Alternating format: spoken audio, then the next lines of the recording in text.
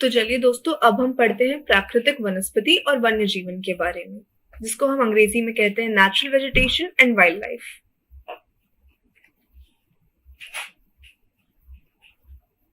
यहाँ पे आप एक वन्य जीवन का उदाहरण देख सकते हैं, जो कि एक बाघ है। तो अब प्राकृतिक वनस्पति और वन्य जीवन क्या है, ये देखते हैं।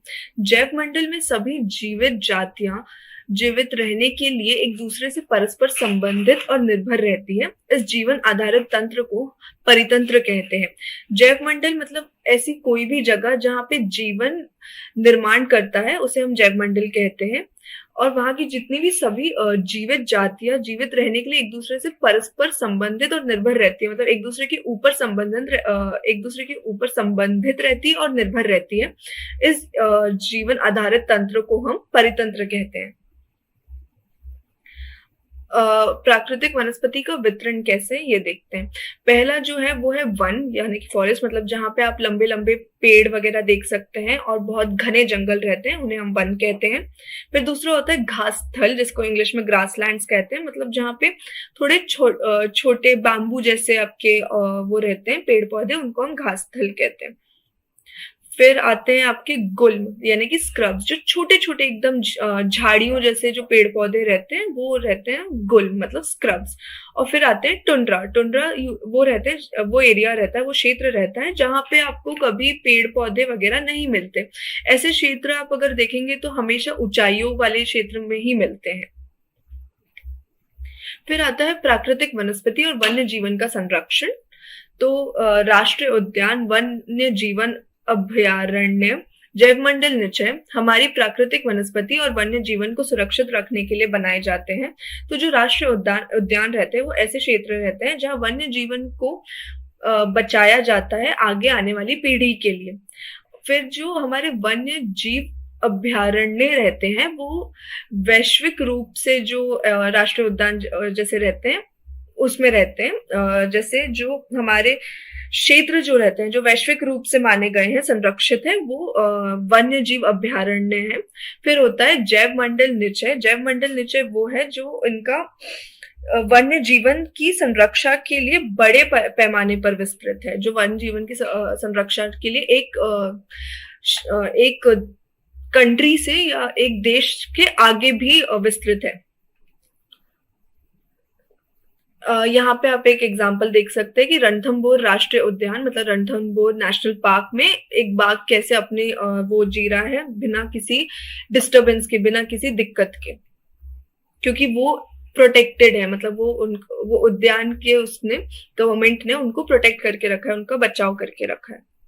फिर आता है प्राकृतिक वनस्पति और वन्य जीवन का संरक्षण का एक और अध्याय या एक और पार्ट उसका ये है कि हम कैसे कैसे कर सकते हैं उनका संरक्षण।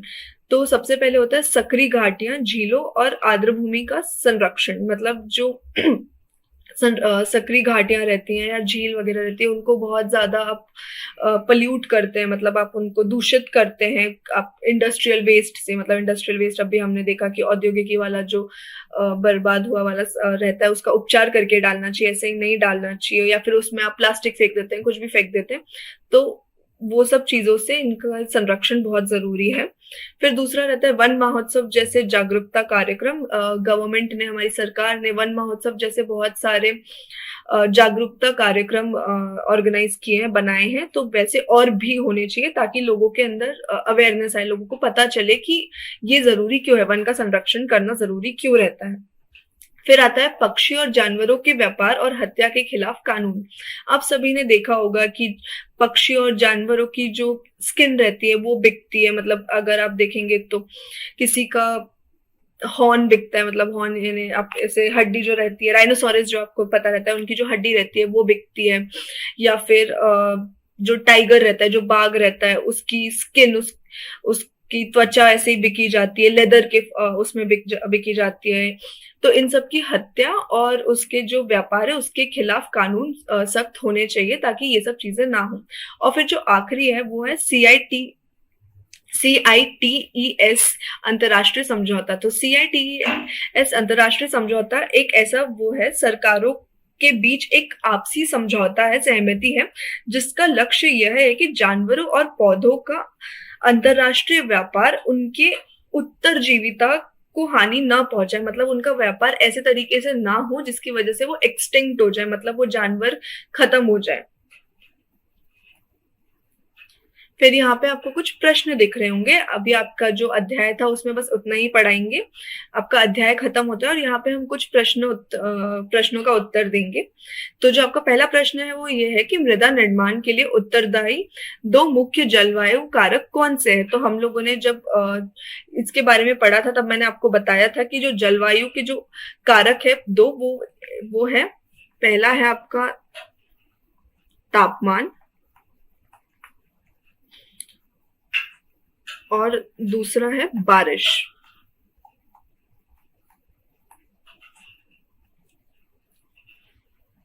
फिर आपका दूसरा प्रश्न है भूमि निम्नीकरण के कोई दो कारण लिखिए। हमने आपको 4 कारण बताए थे जो थे हवा, पानी, मनुष्य और जानवर। तो आप इनमें से कोई भी 2 कारण लिख सकते हैं। फिर तीसरा प्रश्न है कि भूमि को महत्वपूर्ण संसाधन क्यों माना जाता है। तो भूमि को महत्वपूर्ण संसाधन हम इसलिए मानते हैं क्योंकि भूमि पर हम रहते हैं, फसल उगाते हैं और वहां हमारे उत्तरजीविता में भूमि का बहुत मुख्य रोल है। तो बेसिकली अगर हम देखें तो भूमि के बिना हमारा सरवाइव करना, हमें जीवित रहना मुमकिन नहीं है। इसलिए भूमि का जो संसाधन है वो हमारे लिए बहुत महत्वपूर्ण होता है। फिर जो चौथा प्रश्न है कि किन्हीं 2 सोपानों के नाम बताइए जिन्हें सरकार ने पौधों और प्राणियों के संरक्षण के लिए आरंभ किया है। हमने बहुत सारे अब भी पढ़े, जो नेशनल पार्क्स वगैरह, जो हमने उद्यानों के बारे में पढ़ा वो भी, और आप इनमें से यहाँ पे 2 लिख सकते हैं। वन महोत्सव एक, और दूसरा जो हमने CITES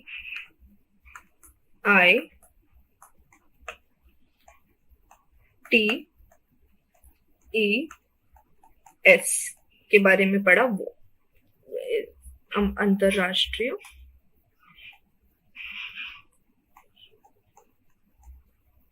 राष्ट्रीय समझौता।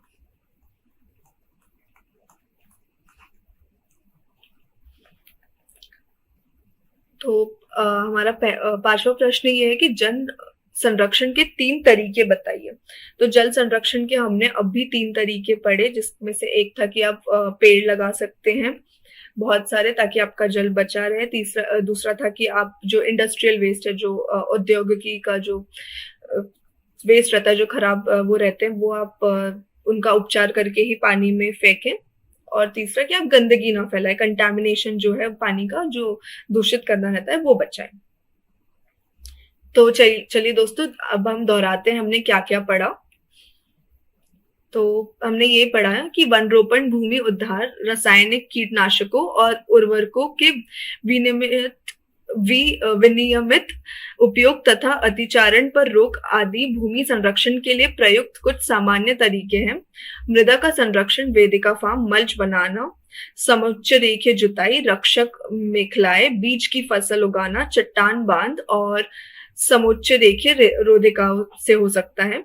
फिर हमने ये भी पढ़ा कि जल संसाधनों का संरक्षण, ड्रिप सिंचाई और स्प्रिंकलर, वर्षा जल संचयन, प्रदूषण को कम करना, इन सब से किया जा सकता है। और अधिकांश वनस्पति को वन, घासस्थल, गुल्म, तुंड्रा के रूप में वर्गीकृत किया गया है।